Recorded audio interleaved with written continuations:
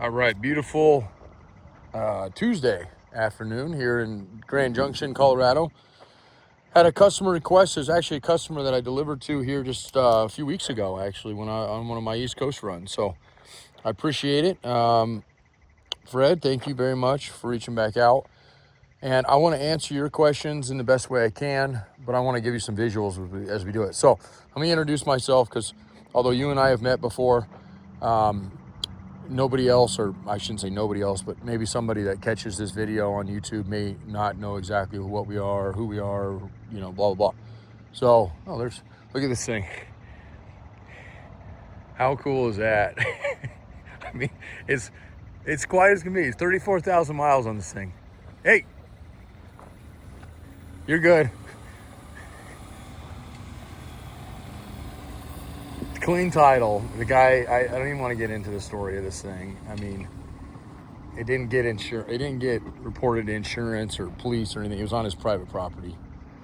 Anyway, this one's hard to do, John. But you look at your screen there, it'll give you the sonar thing still works. And that's good. See, isn't it funny? It still beeps. 34,000 miles. Thank you, man. I wasn't even trying to do a fun video with this today, but that worked out perfect. Some funny things we get to do. The thing still runs and drives far. Did it do the track thing to you at all? Where it kind of like, it was telling me there's nobody in the driver's seat because the driver's seat's disconnected. So it would it would all of a sudden like break on me. It was kind of funny. And then I looked and I'm like, somebody unbolted it. So anyway, all right.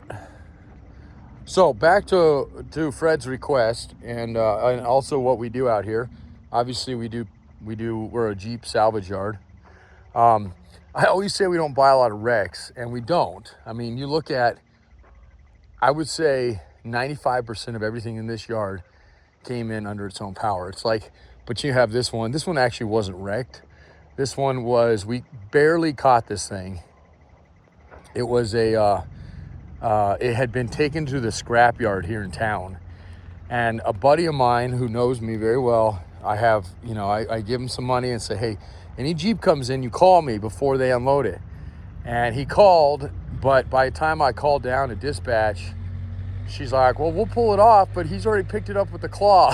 So I bought it still because it had some good stuff on it, but unfortunately they had picked up with the claw. So that wasn't wrecked, but most of the stuff out here isn't wrecked. I mean, this one is, but it was hard to pass up. We actually considered fixing this thing. Anyway, we have 148 Jeeps in the yard at the moment. We have 2 more coming in, so we're gonna have 150. A lot of those are like some Cherokees and Grands that need to be crushed. We got our crusher, but we just have it kind of packed in there. So anyway, that's kind of what we do. And there's just a lot of other stuff we do out here. So Fred emailed and then he called. I think he talked to Megan. I was talking to her a little bit ago and when you called. So I appreciate you calling, reaching out. I apologize not getting back to you as quick as I wanted to. But I wanted to do something like this when I got back. Holy shit. I knew I was being watched. I just didn't know from where. I felt like somebody was watching me. We have fun out here. So anyway, so to answer your question, your first question was, can I get a Dana 30 with locking or lockout hubs? And you can. Yes, you can't really, I mean, not necessarily factory, of course. And Jeep really didn't do any lockout hubs after 83-ish. Well, I should take it back. CJ's obviously had them up to 86. But like a lot of the axles that we all know, and everything. In the Wrangler series, they never had them. So in order to put them on a Dana 30 Wrangler, you have to find, because I don't even think the companies are still making them. But honestly, they're not. I don't want to dissuade you from going that route, because it's definitely something we can put on anything. But I would tell you, especially for what I know you're using it for, it might be unnecessary. So I have some other options for you. I just want to show you. So first and foremost, the simple option would be to take basically the axle you have. We'd get you into a 410 set, which is what I would strongly suggest for especially a plow Jeep. I have plenty of them, okay? And I'll make you a deal on a set of those. And then we can do it here, or you can do it. We have a core axle over in our axle pile there. These are actually good here, but it's in our core pile. And we'll swap out the front axle shaft and basically get rid of the CAD.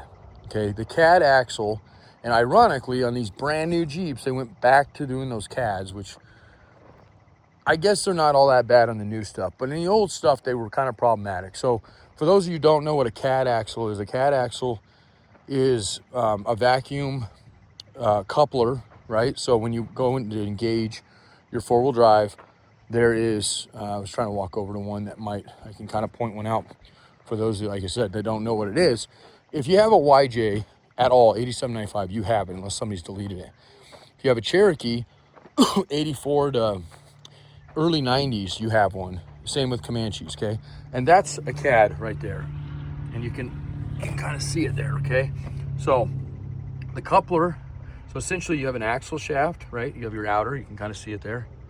You have an inner, and it's two-piece, okay? And then right there, I don't know why it's so blurry, sorry. This phone is acting so weird lately. Right here, there is it looks like a C, literally, and as you engage your four-wheel drive, your vacuum comes off your intake and goes down here, all through your junction and all that stuff. Essentially, it couples the two shafts together.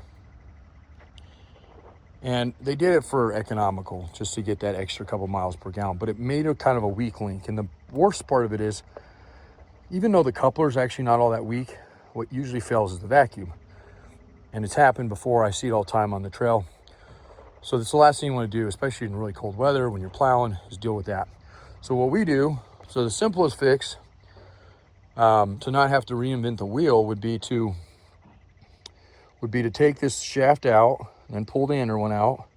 You have to get a couple seals. It's kind of not hard to do. It's just a little bit time consuming. There's a couple seals you use. You want the fluid to be in the axle housing, the case housing, I should say, or the carrier assembly area. And if you don't put the right seals in, then it'll just pour out the side. And then we just put a block off plate there, and then you can get rid of the vacuum. Most people keep the vacuum for the four-wheel drive light. Oh, thanks, buddy. Appreciate it, man. So that's one option. And in doing that, we would probably just go right into a set of 410s. You get that low end. So that's one option. That's the cheapest option through our yard. And we don't have to do 410s. We can do them with any ratio. So somebody says, hey, I don't really need 410s. Could I do a 355? Could you do a set, or could you do a single axle and set that up? Or could I just buy the axle shaft? We don't actually sell the axle shafts anymore to do that. We usually keep those because they're getting hard to get. You can buy them new from anybody. There's a lot of companies that make them, but the factory ones are the ones we like to use because it's the ones if you use aftermarket stuff, you just got to remember that the diameters are sometimes different, and you can blow your seals out or not have, or you won't be able to use your factory seals. You have to figure out what those things are. So, all right. So that's how we do that, okay? And without seeing it done. Now, this Jeep I won't always have, but I do right now. And the reason I say that is because if you call me in a year and say, hey, there was a green Jeep, it was a Wrangler YJ, I want to buy that axle set, I can almost assure you these will be gone. And the main reason is because axles that are upgraded under a YJ are we just don't get them very often. Most people, if they have a YJ they built and they're buying another one, they strip everything off and put it on another one. We lucked out with this one. They hadn't done that yet. They had done a lot of stuff to it. There's no motor in it. They were getting ready to do it, but why? I don't know. But this is the way we bought it. And we lucked out because it's got a Currie axle up front. Okay. You can see there's not much out other than their nice little brand stamp thing there. Okay. And we did check these. I want to say, let's see. I know there's lockers in them. They look like a brand new set of ARBs in them. Yeah, so it's a 44 Currie front axle. And I was trying to think the gear ratio. I know we wrote them on there. Okay, and then this one's another unique axle. This is a Dutchman axle. These guys are out of Utah. I don't know them all that well, although I know they're very popular. And that axle alone is worth a ton. We're gonna sell them as a pair only on this particular, because they're ready to bolt into a YJ. They're definitely, you know, and it's still spring under, which is, not that I'm opposed to spring over, but it really limits us when we go to spring over stuff on who will buy them. And they ride a lot different. You have to set them up way different. So I'll have to, I'm almost positive they're listed. If they're not, I know we have an ad up for them. So in that ad, I'll figure out the ratio and get those as an option. This would be a lot more expensive an option, obviously, but they're half of what they go for new. So whether it's the customer that called or anybody else out there, just understand we do have a nice set. You know, if you're getting ready for the summer and want something that's not gonna blow out on you, that's ready to go, that Dutchman and Currie pair of YJ axles is ready to go. And I could even make somebody a deal and go a little bit further and include, if it's available, again, depending on when you call, the suspension kit that's on these. So there's a little bit of a lift on the leafs themselves. They are a military wrap spring, they're heavy duty, but then they've also got a shackle extension. So there's a little bit of a combination lift on that one. So that takes care of like those two particular questions. I think Megan answered your question on the doors. We have a set coming in that will get you, if she hasn't already got you photos, we'll get you photos on. And for anybody else out there that needs doors are I mean, there's half doors on that one right now. Those will start popping off here soon with summer coming up.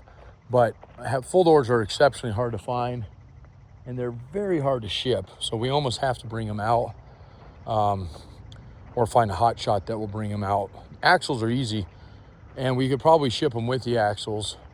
But we'd almost have to, you almost have to build a crate around them to do doors, because the freight companies will literally fold them in half. So I will never ship a set of doors on freight. It always is going to go hot shot. We've tried everything we can possibly think of. So I wanted to just real quick see if by any chance this set of, it was on a TJ axle we had, so we wouldn't be able to use that axle, but and it may not even be, because I mean, if you can find the companies that are still making the lockout assemblies for like a Dana 30, and it's been a while since I looked, but the last time I looked, they were, first I couldn't find hardly any of them. There were companies that said they were, and then I call them like, we discontinued this. And they were like $2,000. So to me, it was like, you'd be much better off. That axle that I just showed you, that set, those are non-CAD axles, so you don't even have to worry about the garbage in the passenger side. They're not lockout, but you could obviously put lockout on them. And go from there. It's surprising that those are Curries that are not lockout, because a lot of the Curries did do that. And I don't see, so we've sold those other ones we had. And I would hate to break that, pull that off. I mean, you'd still be spending quite a bit just to remove something on a good axle. So it might have worked out for the better that we didn't have that even as an option right now. So that's what you're looking at as far as, a couple different options, and we can get you priced differently. Whether you want just a pair of 410s or one other pair I have, now that I'm thinking about it, is I believe also still sitting in a Jeep, and they're a factory set of axles, so they're going to have the CAD still, which we could still do a delete on if you wanted to go to these ones. There's still going to be a 35 in the rear and then the 30 up front. That's with factory and YJs. Let me see if I can remember where this guy is. If not, I can just tell you about it. I think they're over here. It's a set of 456 gears. And again, not something we get every day in, re-gears on YJ axles. So that's definitely a possibility as well. If you're,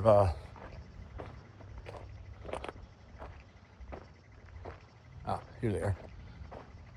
So this guy here's got a 456 and a limited slip as well in it. So, and those have been checked out. Those are good shape. Okay, so I appreciate you hanging out with me for a little bit. I'll fire this off to you, Fred, and then we'll, anybody else, like I said, feel free to give us a shout if there's anything I've walked by and didn't mention. But, you know, these are our outside stuff. You've seen some axles, some wheels. We got a lot of stuff on pallets right now because we've taken all our racking down, about to get this building put up. All of our inside stuff that can't get wet. Steering columns, engines. And then we have our ECMs and harnesses, dashes. So you name it, we got it out here, okay? So 303-666-9020, partsbreakers.com. Have a wonderful rest of your week.